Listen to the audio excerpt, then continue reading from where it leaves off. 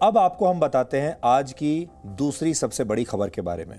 किसान आंदोलन का भविष्य देश की संसद में बना कानून तय करेगा या सुप्रीम कोर्ट तय करेगा, या फिर कनाडा में बैठे अलगाववादी संगठन ये फैसला करेंगे कि किसान आंदोलन में किसान नेता अब इसके बाद क्या करेंगे और उन्हें क्या नहीं करना चाहिए। ये सवाल पूछने की वजह कनाडा से दी गई एक धमकी है, जिसकी जानकारी ऑल इंडिया किसान कोऑर्डिनेशन कमेटी के एक मेंबर और उनके प्रवक्ता विनोद आनंद ने देश के कृषि मंत्री को दी है।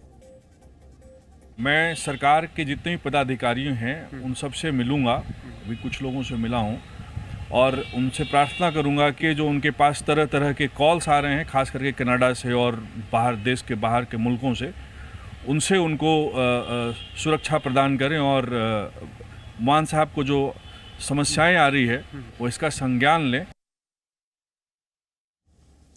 जब विनोद आनंद कृषि मंत्री को यह जानकारी दे रहे थे, उसी वक्त भारतीय किसान यूनियन के अध्यक्ष भूपेंद्र सिंह मान ने उस कमेटी से खुद को अलग कर लिया जो सुप्रीम कोर्ट ने किसान नेताओं और सरकार के बीच सहमति बनाने के लिए जिसका गठन किया था। और भूपेंद्र सिंह मान जो हैं उन 4 सदस्यों में से एक हैं जो इस कमेटी के सदस्य होंगे।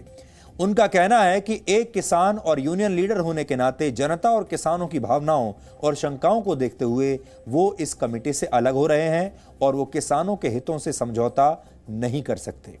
ये तो उनका औपचारिक बयान है जो वो दे रहे हैं। हम ये नहीं कह रहे कि भूपेंद्र सिंह मान के फैसले का कनाडा वाली धमकी से कोई रिश्ता है, पर कमेटी से नाम वापस लेने की टाइमिंग बहुत सारे सवाल खड़े कर रही है। हम लगातार आप सबको ये बताते आ रहे हैं कि किसान आंदोलन में खालिस्तान के कई संगठन सक्रिय हैं। इनमें से कुछ कनाडा से भी ऑपरेट करते हैं।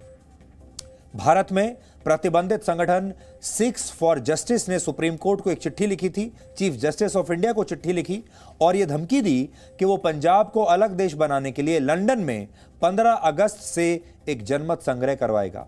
इससे एक दिन पहले ही इसी संगठन ने यह भी कहा कि गणतंत्र दिवस की परेड में अगर कोई व्यक्ति, कोई किसान खालिस्तान का झंडा लहराएगा तो उसे वो $2.5 लाख का इनाम देंगे। सिक्स फॉर जस्टिस खालिस्तान का समर्थन करने वाला एक देश विरोधी संगठन है जिस पर प्रतिबंध लगाया जा चुका है। लेकिन अब आपको यह समझ में आया होगा कि ये जो संगठन है ये लगातार ये कह रहा है कि वो इस किसान आंदोलन के पीछे हैं, इसका समर्थन करते हैं। और अब बड़ी बात यह है कि क्या खालिस्तानी ग्रुप्स जो हैं वो बाहर बैठकर किसान नेताओं को धमका रहे हैं? क्या ये जो आज एक किसान नेता ने अपना नाम वापस लिया है, क्या ये भी उसी का नतीजा है? क्या उनको भी ये कह दिया गया है, डरा दिया गया है कि आप इस कमेटी में शामिल मत होइए और आप ये बातचीत मत करवाइए, क्योंकि ये जो कमेटी बनी है ये भी सॉल्यूशन का एक हिस्सा है। लेकिन कुछ ताकतें ऐसी हैं जो ये चाहती हैं कि ये आंदोलन कभी भी समाप्त ना हो और ये विवाद कभी समाप्त ही ना हो। ये वो ताकतें हैं। आपको याद होगा 2 दिन पहले सुप्रीम कोर्ट ने कृषि कानूनों को लागू करने पर रोक लगा दी थी और सुप्रीम कोर्ट ने ही 4 मेंबर्स की कमेटी बनाई थी जिन्हें आंदोलन कर रहे किसानों से बात करनी है। अब इस कमेटी में 2 कृषि अर्थशास्त्री और 1 किसान नेता ही बचे हैं, यानी 4 में से 3 लोग बचे हैं। एक सदस्य ने, भूपेंद्र सिंह मान ने, अपना नाम वापस ले लिया है। ऐसे में संभव है कि किसानों की समिति नए सदस्य की नियुक्ति तक शायद ही अपना काम शुरू कर पाए, यानी मामला अब और कुछ दिनों के लिए टल जाएगा, क्योंकि सुप्रीम कोर्ट ने तो 4 मेंबर्स की कमेटी बनाई थी। अब इस कमेटी में 1 सदस्य के नहीं होने से सिर्फ 3 सदस्य ही बचे हैं। कल केंद्र सरकार और किसान नेताओं के बीच 9वें दौर की बातचीत होगी और कृषि मंत्री नरेंद्र सिंह तोमर को यह उम्मीद है कि यह बातचीत सार्थक होगी, क्योंकि सरकार खुले मन से किसानों की समस्याओं पर विचार करेगी।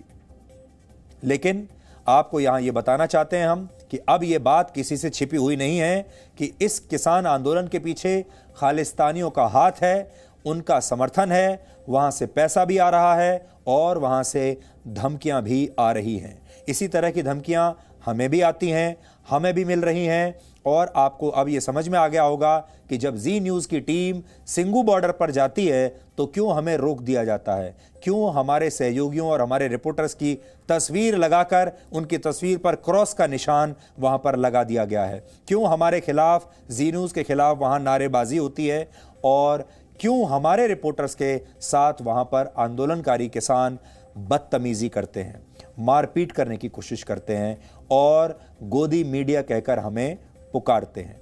यही बात आप देखिए, कॉमन बात है। यही बात जब जेएनयू में हमने टुकड़े टुकड़े गैंग को एक्सपोज किया था तब भी हमारे साथ यही हुआ था। नए नागरिकता कानून को लेकर जब हमने बात की थी और जब हम शाहीन बाग गए थे, शाहीन बाग को एक्सपोज किया तब भी हमारे साथ यही हुआ था।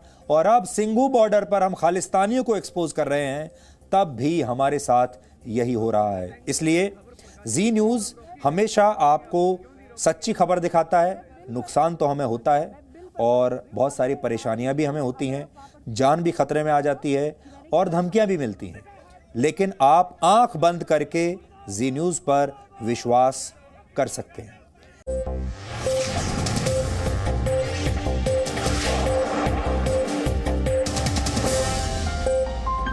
Presenting V News app, available on Google Play and App Store. Download it now.